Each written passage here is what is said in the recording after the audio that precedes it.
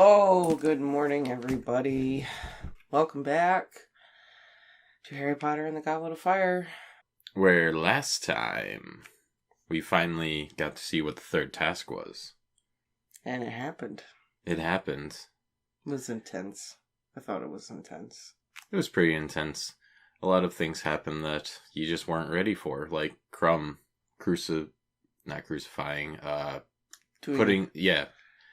doing the Crucio curse on Cedric. Cruciatus curse. Cruciatus curse on Cedric. And Harry had to save him, and yeah, you just weren't expecting that. Had to stupefy him to get him out of there. Wonder what happened to him now at this point. That's a good question. Right? What's Karkaroff up to? That's a good question. So, theory is currently that Crumb may have had the Imperious Curse put on him when he was attacked. You were right. I was right. There was a spider, and there was also blast-ended Scroots. In the maze. With a little bit of Sphinx and Dementor sprinkles on top. You know, just to bring everything together, add a little flavor to it. And that weird mist. Yeah. Which I totally didn't. Makes you feel upside down, I guess. I totally did not remember that at all. I didn't remember the Bogart either, but the mist thing, I was like, what the... I was reading it, I was like, I don't remember this. After defeating the spider, though, after saving Cedric from the spider, Harry injures his leg, so Cedric has to be the noble one. No, you go, you get the cup. And Harry, of course, has to be noble in return. No, you go. Finally, they compromise. Okay, we'll do it together. It was an epic battle of no you. And now they're port-keying to an unseen destination as we enter this chapter.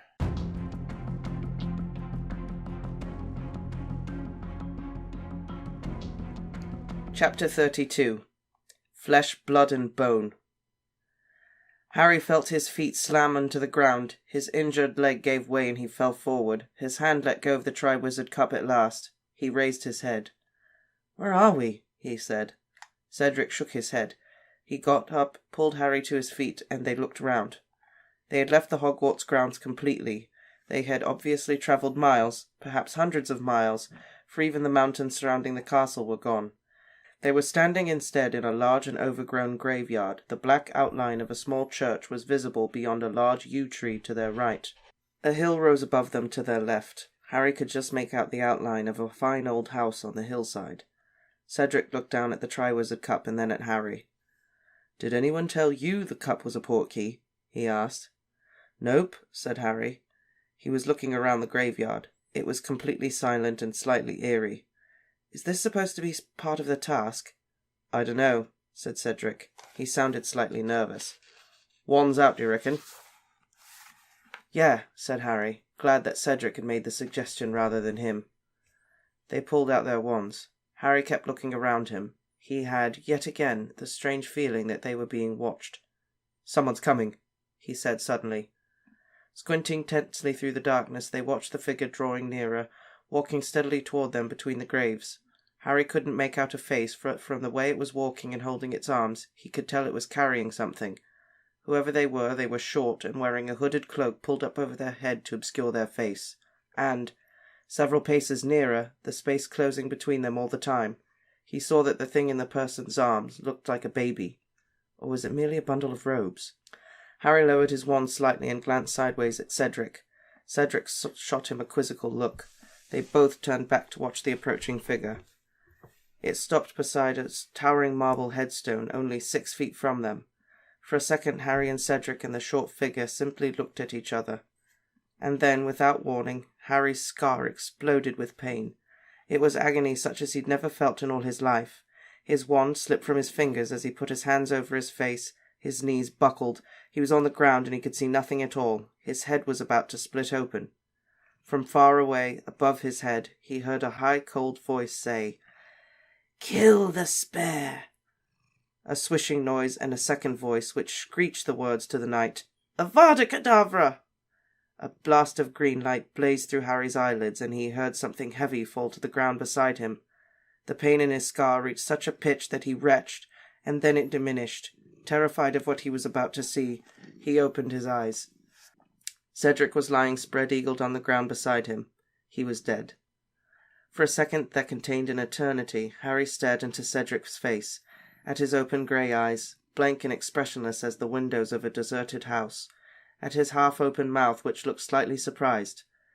And then before Harry's mind had accepted what he was seeing, before he could feel anything but numb disbelief, he felt himself being pulled to his feet.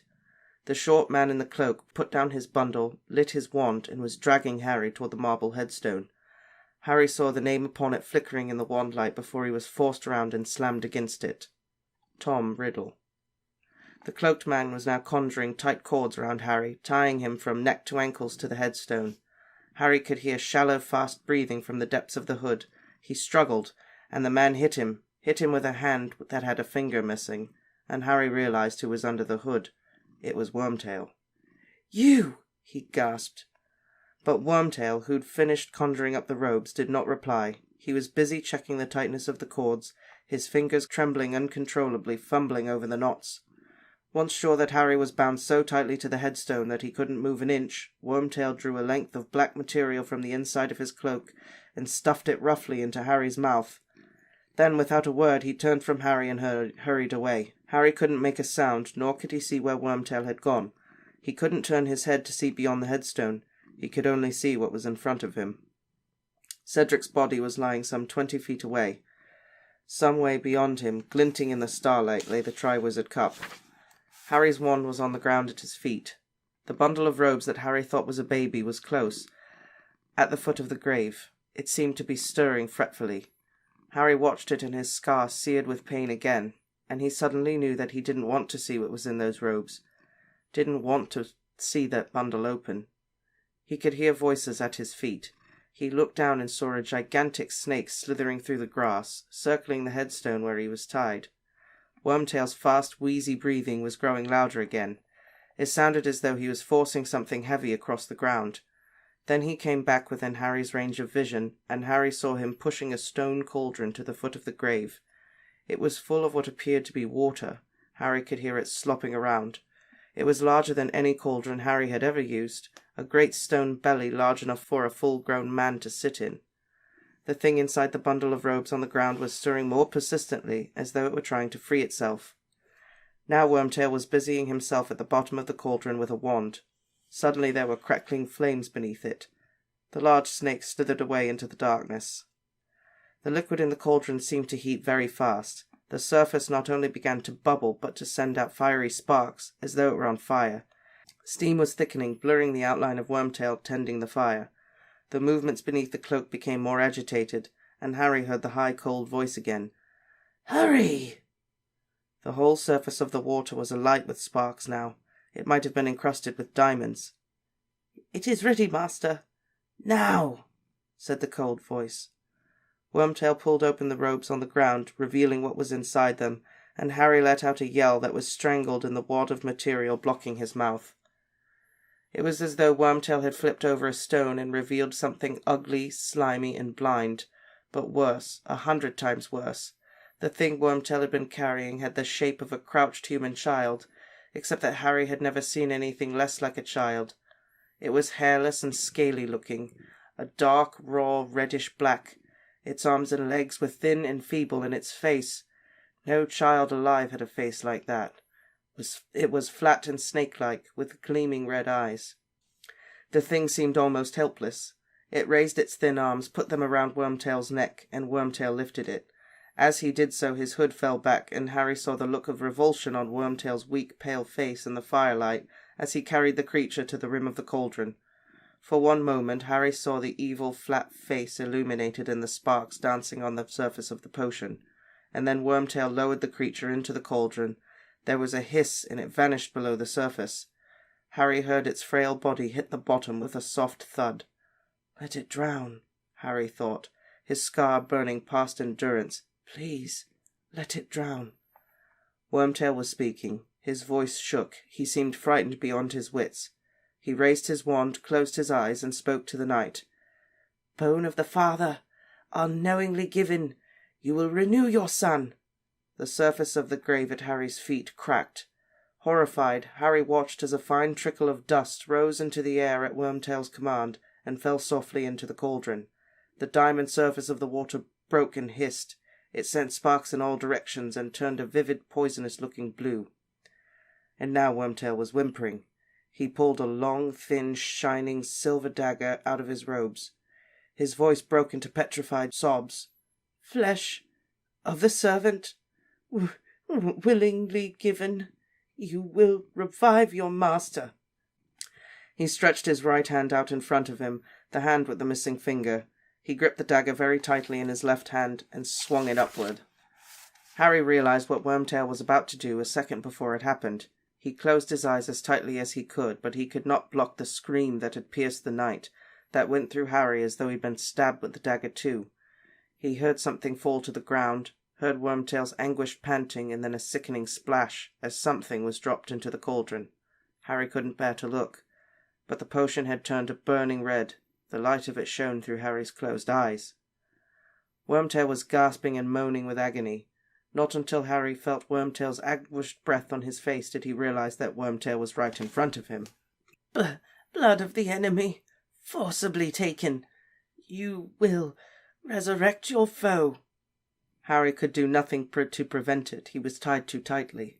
Squinting down, struggling hopelessly at the ropes binding him, he saw the shining silver dagger shaking in Wormtail's remaining hand. He felt its point penetrate the crook of his right arm and blood seeping down the sleeves of his torn robes. Wormtail, still panting with pain, fumbled in his pocket for a glass vial and held it to Harry's cut so that a dribble of blood fell into it. He staggered back to the cauldron with Harry's blood. He poured it inside. The liquid within turned instantly a blinding white.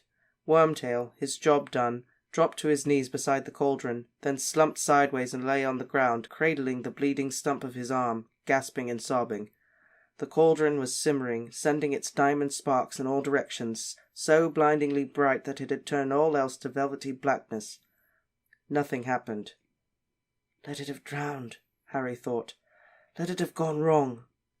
And then suddenly the sparks emanating from the cauldron were extinguished. A surge of white steam billowed thickly from the cauldron instead, obliterating everything in front of Harry, so that he couldn't see Wormtail or Cedric or anything, but vapour hanging in the air. It had gone wrong, he thought. "It's drowned. Please, let it be dead." But then, through the mist in front of him, he saw, with an icy surge of terror, the dark outline of a man, tall and skeletally thin, rising slowly from inside the cauldron.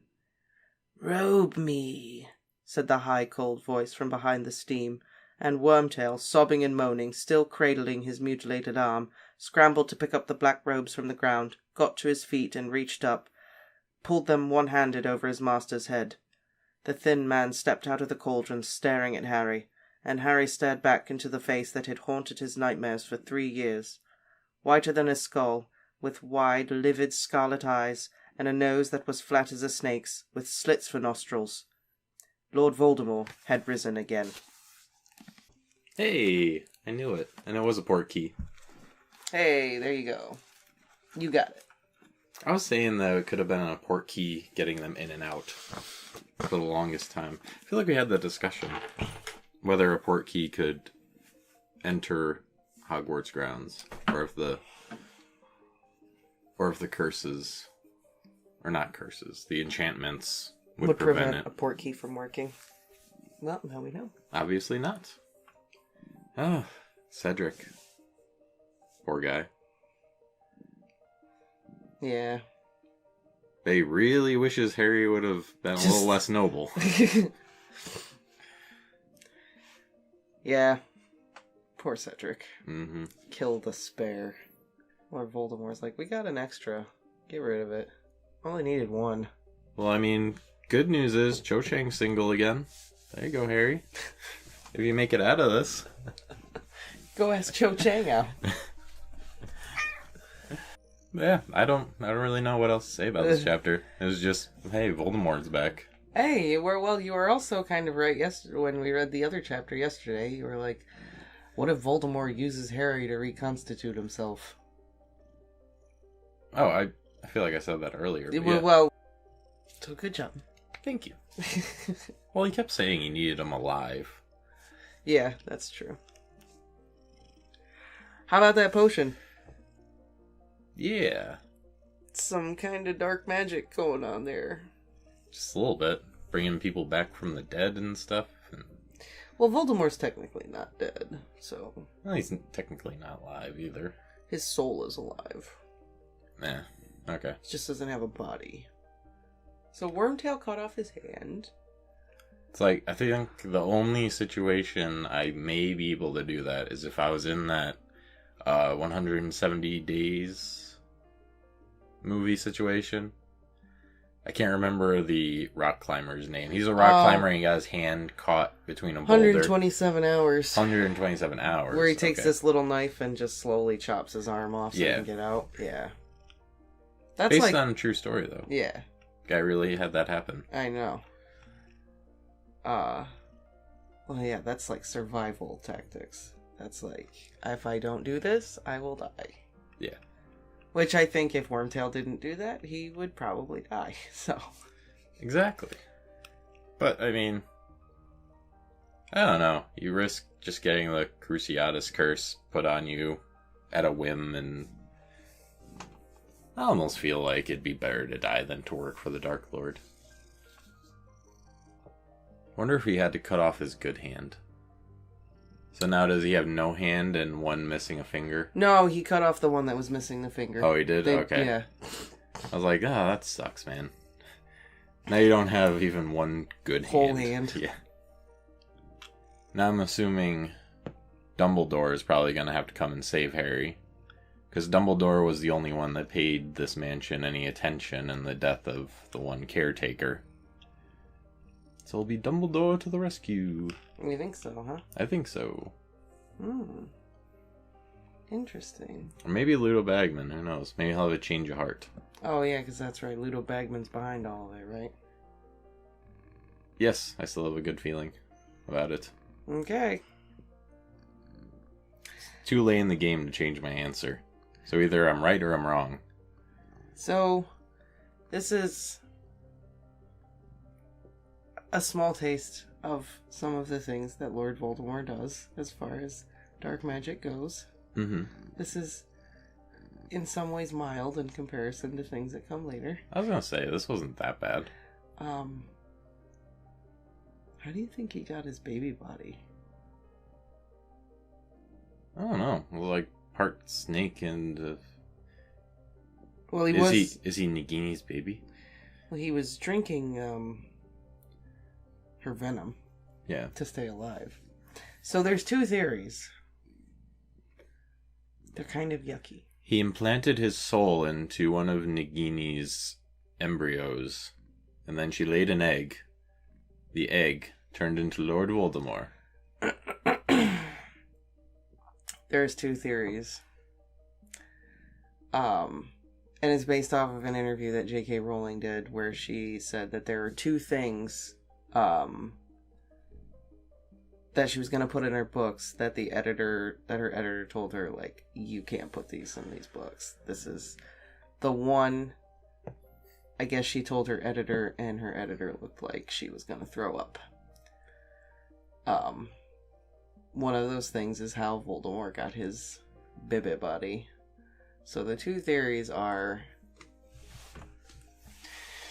that Voldemort had Wormtail impregnate Bertha Jorkins, and Voldemort possessed the fetus, and then they killed her when they were done with her. Hmm. The other theory is that they had Wormtail impregnate Nagini. Hmm. Well, that's unfortunate. It's kind of yucky. Yeah. But we'll never know for sure, because I doubt J.K. Rowling will ever tell us. Although I would really like to know. The other thing we can't talk about. Kind of makes more sense with Bertha Jorkins. I mean, why else? Right, what else Trouble would yourself with Bertha. Well, that's the thing. What else are you using her for? I mean, obviously you're using her for information about the Quidditch World Cup. That's a given. But that's all you used her for? Really? I'm going to lean more towards that theory. He made Wormtail impregnate her. Yeah. Because short of a magical charm or enchantment, a human can't impregnate a reptile. Right. I would hope not, anyway. So on the basis of science, I'm going with Bertha Jorkins. Chapter 33, The Death Eaters. I was looking for the number. I remember the name. I don't remember the number of the chapter. Chapter 33. Maybe we'll see some Death Eaters. Maybe. I don't know. Or, in my prediction, it's just going to be Voldemort monologuing about his past and what the Death Eaters are so we can know, and Harry's going to have time to be rescued. / escape. I guess we'll just have to wait and see, won't we?